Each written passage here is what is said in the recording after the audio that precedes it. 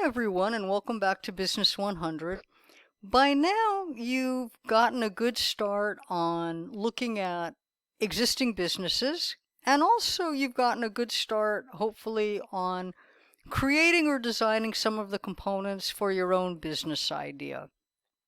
Hopefully, you've created a business idea, given it a name, a mission statement, figured out what your competitive advantage might be.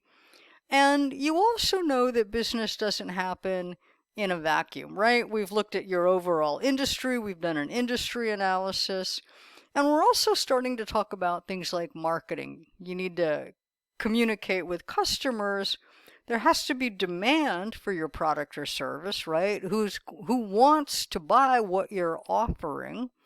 Why does your product or service add value into the lives of those customers? One of the concepts we talked about early on in our course was adding value for customers, right? Make them spend money or get them to open up their wallets and purchase what you're offering. But in addition to all of that, it's difficult to launch a business without funds. Now, in terms of finances, we looked at your own personal finances, and that gave you a pretty good idea of you have goals, and you have a way of tracking your money, what's coming in and what you're spending it on. And also, hopefully, you now have an understanding of how to build wealth over time, right? Invest in things that increase in value over time. So we've done a lot of work. In terms of business, most of the time when you're launching a business, you're going to, especially for small business, you're going to need to do a couple of things. You're going to need to have your own business plan and your own personal financials, and we've done a lot of work on that so far. You're probably also going to get a small business loan. You need your finances for that. You may additionally want to attract investors, try and get people to invest in your business idea. Now, why would somebody invest in your business idea? They're going to invest in your business idea because they believe that your business will not only be feasible and sustainable, but that it will be profitable. And so they're going to want to know all of those things that we've been looking at in business, right? What's your competitive advantage? How do you add value? What makes customers demand what you're offering? They're going to want to know those things. Generally, when you pitch an investor, and there's lots of popular competitions, the show, if you've seen it, Shark Tank, this is all about pitching an investor. And so we're going to do a little mini pitch for our course. And there's a discussion when you go out to our Canvas homepage. Hopefully by now you've figured out how to navigate easily through our Canvas homepage. You're going to see that there's a discussion where once you've created your pitch, you're going to load it up as a PowerPoint show or a slide deck into our discussion. And then you'll be able to share your pitch with other people and get some feedback and give feedback. So we'll do that within the discussion. But first we have to create the pitch. So what I'm showing you on my screen right now is what's called a pitch deck. These are the components of a pitch deck. It's really 12 slides. And I'm going to go through it quickly. You can come back to this. See if I can go up here so you can see the URL. This is called pitch deck. ImprovePresentation.com. What is a pitch deck? So you can easily find this, take a screenshot of that, and you can easily find this on your own. I'm going to tweak this down a little bit here. So some of this will match what you've already done in reports 1, and then if you're working on report number 3. Who are you? Your introduction.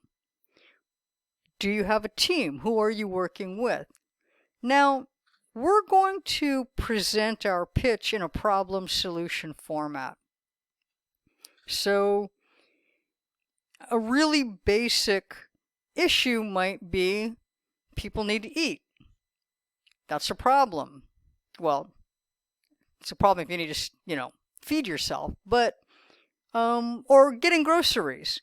So these are basic activities of daily living, I guess we could call them. How are we going to solve those problems? Well, we have grocery stores, we have restaurants. One of the things that I thought was really interesting over the past, I'm going to say, dozen years or so, is that the food truck phenomenon sort of exploded. People figured out that they needed to eat. That's a problem. But that restaurants are kind of expensive and they take a long time. And food trucks are a great way for young entrepreneurs who want to perhaps someday have a brick and mortar location to start a business in a much less expensive way. It's mobile. I can move it around. I can gain name recognition. I can test out recipes and ideas. And investing in a food truck is a lot less of an investment than building out a brick and mortar store. So the solution, the problem is I want to deliver my cuisine to a target audience, but I don't have I don't want to build out a brick and mortar location. What's my solution? My solution is a food truck. So we're going to think about pitching our idea with a problem solution format. The advantage is, think about your competitive advantage, right? So I'm mobile, I can reach more customers, I can test out new recipes.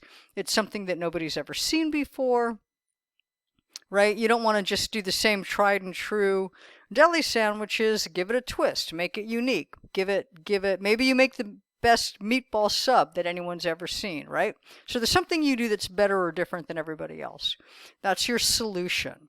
So define the problem, offer a competitive advantage, provide the solution. This should sound familiar. It's right out of report number 1. What's your product or service? So give it a description. And then traction, number 7 down here, means that there's going to be demand, right? The target market is actually who would be interested.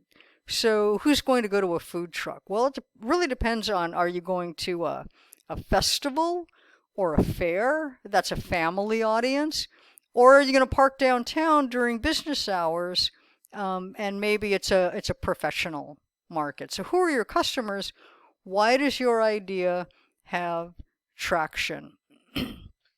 One of my favorite examples of traction is actually, you might be familiar with pita bread and pita wraps, so pita wrapped sandwiches. There was an entrepreneur who started a little food cart where she was offering people pita wrapped sandwiches. And it was really popular, and her target audience was the young business crowd, right? And what she found is that she had a really long line of customers at her cart every day. And people have short lunch breaks, and she didn't want to lose the customers just because her line was so long. And so what she did is every night when she went home, she took all the leftover pita bread and she baked it and toasted it and put spices and seasoning on it, and she invented the pita chip. And when people were waiting online for their sandwiches, she gave them little baskets of toasted, spiced pita chips, warmed up. And so so people could snack while they were in line, and it kept them in line, and they loved it. Well, the traction was that it was really popular. And what she found is that by the time people got to the front of the line, they're like, forget the sandwich. Where do I get more of these pita chips? And so the pita chip boom was born, right? So you have a product that has traction because there's demand. You have a target market, a niche customer base that wants what you're offering. Now remember, you're not doing business in a vacuum. Think about the industry analysis. Who are your competitors? What's your plan to defeat them? Now, the business model and investing. Think about operations. How are you going to make and deliver this? But we're not going to get too far into the weeds on this. Some of what we did in terms of budgeting and investing, we really did that on your own personal finances. So you can think about operations. That's actually part of your 3rd business report. But don't get too far into the weeds on creating a budget. I'm assuming that for you, most of this is hypothetical. I just want to give you some practice with doing a pitch. And then your contact information.